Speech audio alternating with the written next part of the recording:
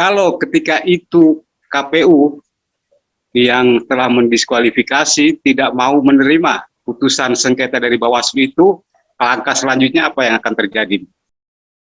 Perbedaan antara sengketa proses pemilu dengan sengketa hasil pemilu gitu.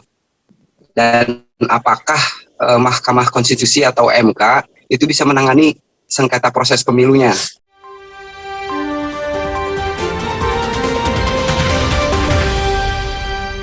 Sengketa proses itu terjadi selama proses pemilu dari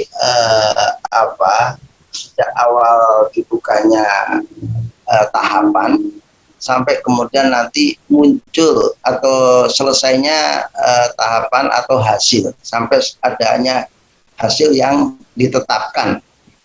Dari sisi waktu itu yang menjadi persoalan adalah menyangkut kondisi atau akibat adanya keputusan KPU.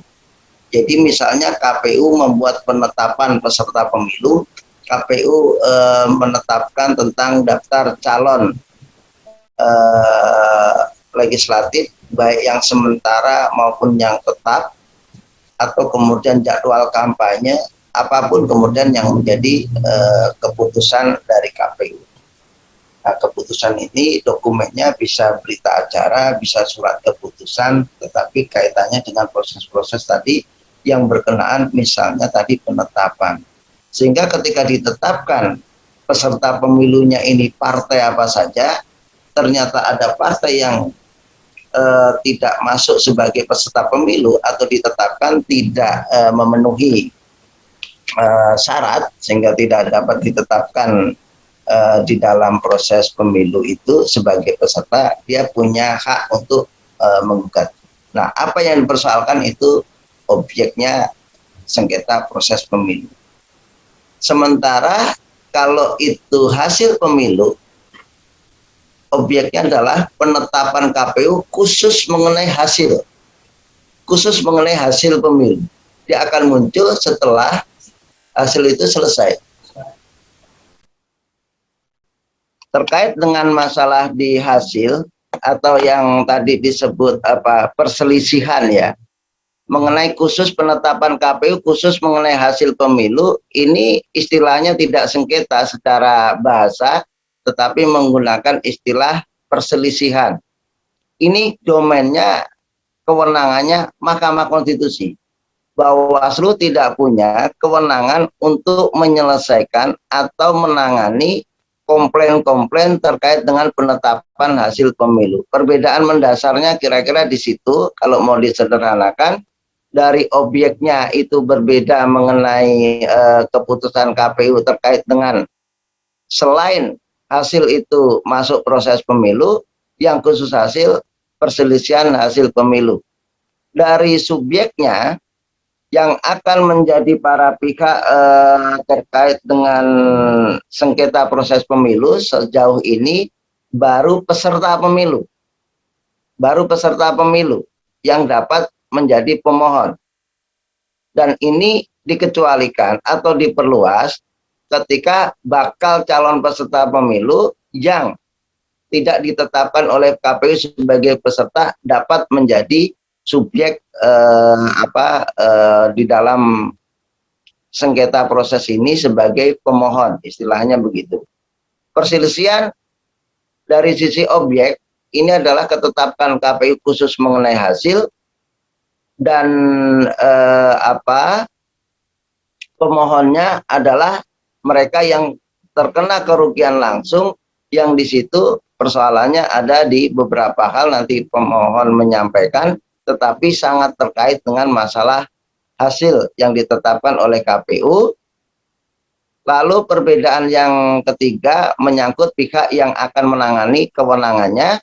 Kalau di proses pemilu itu kewenangan Bawaslu, kalau di selisih hasil itu kewenangan Mahkamah Konstitusi untuk pemilu ya, seperti itu. Nah, di Bawaslu dapat banding, dipersoalkan ketika tidak puas ini ke Pengadilan Tata Usaha Negara atau PT UN. Sementara kalau perselisihan hasil ini tidak dapat dibanding, ini bersifat final and binding. Lalu persoalannya bagaimana kalau kemudian KPU tidak menerima putusan Bawaslu? Ya, ini hampir sama dengan KPU maupun Bawaslu kalau tidak menerima putusan DKPP, kalau tidak menerima putusan Mahkamah Konstitusi. Ya, undang-undang sudah mengatakan bahwa KPU wajib untuk menerima, untuk melaksanakan, berkewajiban. Nah, ini persoalannya sudah pelanggaran aturan yang lain, pelanggaran hukum, kepatuhan terhadap keputusan suatu lembaga yang kewenangannya itu diberikan oleh undang-undang. Ada dasar regulasinya. Jadi ini kaitannya dengan ketaatan atau kepatuhan itu. Maka mekanisme yang bergerak akan ke sana. Padahal ada ruang lain sebenarnya yang diberikan oleh undang-undang menyangkut masalah banding administratif atau permohonan koreksi seandainya putusan Bawaslu dianggap salah. Tetapi ini muncul pada putusan Bawaslu di tingkat kabupaten, kota, dan di tingkat provinsi. Yang mengkoreksi adalah Bawaslu RI. Kalau memang para pihak tidak setuju, tidak sepakat, tidak puas, maka mekanisme koreksinya disampaikan kepada Bawaslu RI. Nanti Bawaslu RI yang akan memeriksa apakah putusan ini memang ada yang salah sehingga harus dikoreksi, atau putusannya ini sudah benar sehingga harus dijalankan, kira-kira begitu. Ini pernah terjadi juga kemarin di Sulawesi Tengah itu, ketika ada putusan yang kemudian dirasa, karena Bawaslu ini kan juga punya keterbatasan. Meskipun secara kuantiti sangat kecil, tetapi kesalahan itu juga pernah terjadi. Ini juga sebuah fakta. Pernah juga di Kota Kupang, putusan Bawaslu dianggap tidak sesuai. Ya, kemudian ini dipersoalkan, tapi saat itu belum ada mekanisme koreksi. Baik dalam regulasi di undang-undang maupun dalam regulasi di Bawaslu. Koreksinya waktu itu baru ada hanya terkait dengan putusan Bawaslu yang berkaitan dengan penanganan pelanggaran yang bersifat terstruktur, sistematis, dan masif. Nah, baru semacam itu. Nah, ini kemudian berbeda dengan di putusan sengketa. Ini juga terjadi, tetapi sekarang sudah ada mekanisme itu. Nah, mestinya seperti itu. Jadi kalau kemudian ternyata, nah ini kita berandai-andai, susah juga kalau berandai-andai. Sama seperti proses pengadilan membuat sebuah putusan, lalu para pihak tidak mau melaksanakan putusan pengadilan, kira-kira begitu. Perbedaannya di sana ada ketegasan bahwa ada eksekutorial yang bisa dipaksakan oleh polisi atau oleh jaksa. Meskipun dalam praktek di lapangan juga banyak putusan-putusan pengadilan yang ternyata juga tidak dapat dijalankan ya di lapangan, dan itu banyak terjadi seperti itu. Sudah berjalan lama, putusan juga masih belum berjalan. Misalnya banyak kan rata-rata ya putusan PT UN itu yang kemudian kalau dilihat sebagian besar banyak yang tidak dapat dioperasikan. Maka ada mekanisme lain yang bisa dilakukan koreksi, yaitu tadi kepada Mahkamah Konstitusi untuk memeriksa bahwa persoalan hasilnya ini seperti ini karena ada kondisi-kondisi tertentu yang itu ternyata berdampak dari KPU tidak melaksanakan putusan Bawaslu, misalnya seperti itu. Ya, meskipun ini tidak selalu bisa diterima, tetapi di beberapa ruang itu juga menjadi pertimbangan dari Hakim Konstitusi untuk membuat sebuah putusan. Tetapi harus dilihat bahwa di dalam pemilihan atau di dalam pemilu, tadi saya sampaikan terlalu banyak ruang kotak-kotak kita yang mensekat antara pelanggaran, kemudian sengketa, konsekuensinya mekanisme penyelesaiannya berbeda, proses sengketa melalui musyawarah, melalui mediasi, atau adjudikasi, pelanggaran tadi melalui mekanisme pemeriksaan kemudian kajian yang akan diputuskan oleh di Bawaslu, konsekuensi waktu, konsekuensi pihak yang terlibat, termasuk kemudian konsekuensi outputnya. Dari penyelesaian sengketa, outputnya adalah putusan. Tapi dari pelanggaran, kemudian masih outputnya adalah rekomendasi. Problemnya adalah rekomendasi ini tidak selalu dipandang punya kekuatan mengikat yang sama dengan putusan. Karena putusan ini merupakan output dari proses semi judicial. Bahkan kalau di beberapa masukan dari Hakim Agung segala termasuk di beberapa pakar, ya ini sebetulnya sudah tindakan yudikatif, tetapi pelaksanaannya Bawaslu belum secara tegas dinyatakan sebagai lembaga yudikatif, sehingga ini masih kuasi yudisial, tetapi kekuatan mengikatnya lebih kuat. Sementara pelanggaran sifatnya rekomendatif.